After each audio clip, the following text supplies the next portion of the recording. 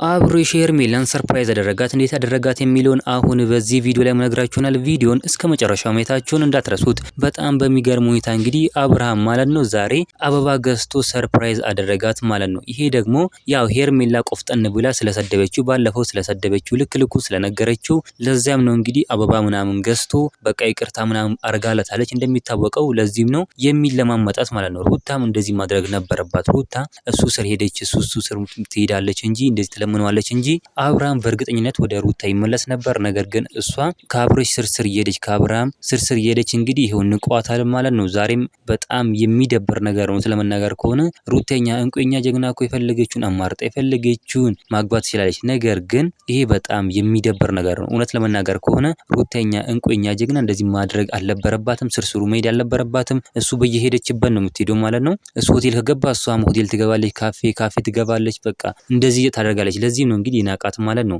እሷም ልኩን ብነግረው ብሰርበውና ብታባረው ማለት ነው በጣም ደስ ይል ነበር። እውነት ለመናገር ከሆነ ወደ እሷ ይመለስ ነበር። እውነት ለመናገር ከሆነ በጣም የሚደብር ነገር ነው እንግዲህ የሆነ ያለው የኛ እንቁ የኛ ሩታ ማለት ነው። ስለምትወዱ ነው እንደዚህ የምታደርገው እንጂ ምንም ነገር ተንኮል አስብ አይደለም። ምንም ተንኮል የለባትም። ሆዷ እውነት ለመናገር ከሆነ በጣም ንጹህና የተረጋጋች ሴት ናት ሩታ ማለት ነው። እናንተ ምን ትላላችሁ? ሀሳብ አስተያየታችሁን ኮሜንት ላይ ማስቀመጥ እንዳረሱ፣ ቪዲዮ ላይክ፣ ቻናሉ ሰብስክራይብ ማድረግ እንዳረሱ። በሌላ ቪዲዮ እስከምንገናኝ በያላችሁበት የዓለም ዳርቻ ሰላማችሁ ብዝት ይበልልኝ። ደህና ሁኑልኝ።